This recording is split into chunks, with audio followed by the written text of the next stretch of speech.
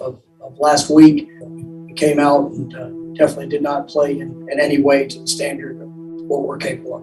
It was penalties, the self-inflicted mistakes, 100% on me. And did not have the guys ready to go. That's something that will be fixed, will be addressed in every potential way that we can here moving forward. Very disappointing performance for our football team. There at the end, didn't make the play to be able to finish it. Every time that we would get something going, there would be a penalty or a mistake that would put us in a long yardage situation. Very inconsistent in our passing game. Too many negative plays and poor on third downs. Just everything that it takes to be successful to play the game of football. The offense that we did not continue to evaluate where we are, which we will do, and with what we're doing, and then we need to move forward as a football team. That's totally unacceptable. This past Saturday, a titan of college football suffered their worst loss in program history. You actually might have missed this game because this is a program that is not in the state they usually are in. Florida State lost to Jacksonville State on Saturday, 20-17, and it's not the fact that they even lost to Jacksonville State, it's how they lost to Jacksonville State. Snap to Cooper, looking down the field. He's got a man, caught it. He's free. Phil Johnson at the 10, at the 5, touchdown! Touchdown! Touchdown! There are no flags! Touchdown pass on the final snap of the game! Jacksonville State has won it! So I heard about the loss to Jacksonville State, and I didn't think it was the end of the world until I realized Jacksonville State wasn't in the Sun Belt, nor were they an FBS school. Yeah, I completely forgot Jacksonville State was an FCS school. This is not a great loss. I was at the Ohio State-Oregon game, so I gotta see what a loss felt like on Saturday. However, this loss was terrible. And not only that, but Notre Dame, who they recently just played, almost lost to Toledo at home. So right now, things are not going great for Florida State. Quite frankly, there is no way to explain the loss to Jacksonville State. You just can't. The faces of the cheerleaders after the game, you saw it live on ESPN. I mean, it was just terrible. How do you not go and prevent defense on that final play of the game with 6 seconds left? It really is mind-boggling rewatching this game. This is just a disastrous moment in Florida State football history that no fan will probably ever forget. It seems like every great program that has fallen has a game like this that has happened to them that nobody can get past. Now, Florida State is 0-2 to start off this year. You got guys proposing on the field after a loss to Jacksonville State. Like that picture right here just summarizes what the program is right now. I mean, that is just one of the saddest moments I've ever seen. Even if he wanted to propose on that specific day, I guess I can understand it, but if not, it just makes me feel like they didn't take this game seriously and they had other things on their mind, and that's probably why they lost this game to Jacksonville State. It really is tragic watching the downfall of Florida State football. Obviously, this is coming off an era of Willie Taggart where the fans were even more upset. Things went horribly with Willie Taggart. That was coming off Jimbo Fisher, who took Florida State to the college football playoff, also won a national championship over Auburn, had an undefeated season. But right now with Mike Norvell, things are not looking good. He went 3-6 in his first season last year, but that was during like a pandemic, so you can't really take that into full consideration. But starting off this season 0-2 with a loss to Jacksonville State, I mean, 5 years into a rebuilding period, Florida State's last winning season was 2017. Florida State football is in a hole that I just don't know if they can get out of. So for today's video, I'm going to talk about everything about Florida State's loss to Jacksonville State and the state of the program because things have not gone very well there recently. But there is still hope. Like every college football program, no program is officially dead unless you're UConn football. So stay positive, Florida State fans, and we'll talk about it in this video. But before I begin, if you could hit that subscribe button for me and leave a like on this video, it really helps out the channel. Also hit me up over on Twitter where I talk about all things sports related. Now let's talk about Florida State. So again, this is a team that lost to Jacksonville State this past weekend. Not a good loss. And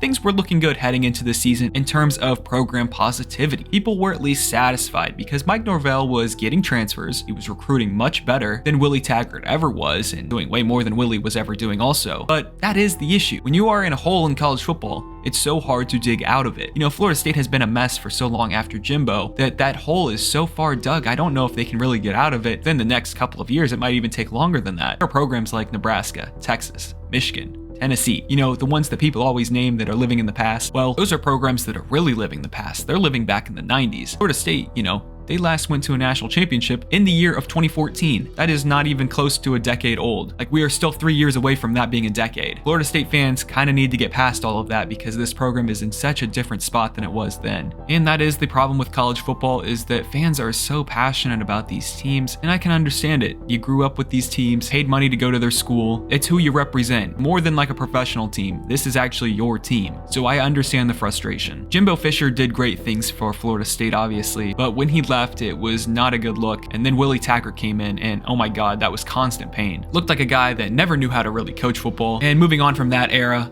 we have Mike Norvell, where Mike Norvell inherited nothing because of Willie Taggart. Where Willie at least had Jimbo's recruits, which turned out to be really good NFL players, Norvell had to really start over. But there is something that fans keep pointing out, where Willie Taggart was fired after 21 games and was 9-12 at Florida State. Well, Mike Norvell would have to go 6-4 the remainder of the season just to get there. If that doesn't tell you how bad it is right now, then it should. But I will say this as somebody that likes to give two sides of the coin. Taggart's teams were horrible every game. He's also not recruiting well at all. Norvell is at least getting recruits and transfers, besides that horrible collapse over Jacksonville State. So I would say the program is in a much better state, even if he has a worse record than Willie did. But looking back on that loss to Notre Dame, the way it went down, honoring the legend Bobby Bowden that night, it was a heartbreaking loss, but at least that loss gave fans hope. Florida State fans believe they can compete within the ACC. It was a loss that still gave people a bit of optimism. That's a very rare thing to come by in a loss, having optimism. But it looks like they didn't get off that high of the Notre Dame game, and it showed. And Notre Dame, honestly, are they even that good this year? I don't even know. They haven't looked that great so far this season, with a loss almost to Toledo and a loss almost to Florida State. So that's exactly why things are a bit concerning right now. But another thing that is concerning is the defense for Florida State. A lot of college football programs, they need to move on from their defensive coordinators. That's something that you can make a quick fix, and that can really change up a program without having to fire a head coach. Florida State wants to make a move,